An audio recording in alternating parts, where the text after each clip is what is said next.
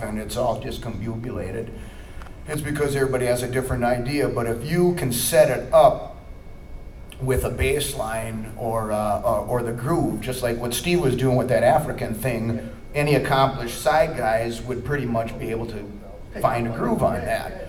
So, because I've been playing all over without a band for almost 20 years now. I use pickup bands. I mean, fortunately, I get real good players that really know the music.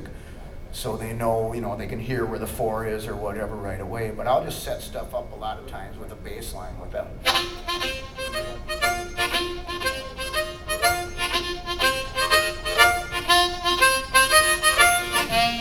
And then the band instantly knows, the drummer instantly knows, I'll do a little build up to the 4, and the rest of the band will come in the 4, or just a...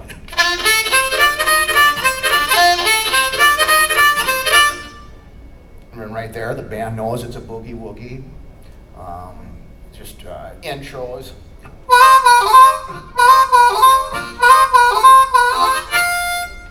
If you're playing with accomplished blues players, they're going to pretty much instantly know what that is. So it's,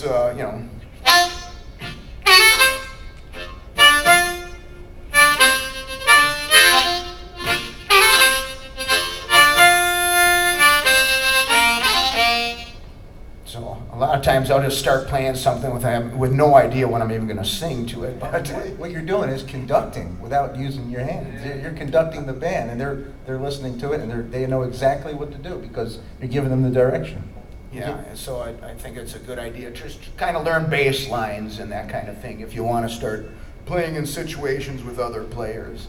I think one thing that it's really important to realize is that music is a language, and you have to be familiar with the vocabulary to be able to express yourself. And that means that if you want to play any kind of music, doesn't matter what kind of music it is, you have to listen to a lot of it to become familiar with how it functions.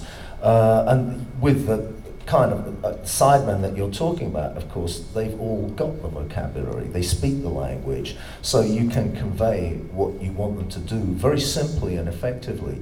But Keep it simple. Yeah, but it is a precondition that they kind of got the familiarity with the music to be able to pick up on what it is you're trying to tell them. And so I guess the best advice really is that you've got to listen to loads and loads of stuff, really, Learn to listen to learn. Especially if you don't have the luxury of a rehearsal before you get called.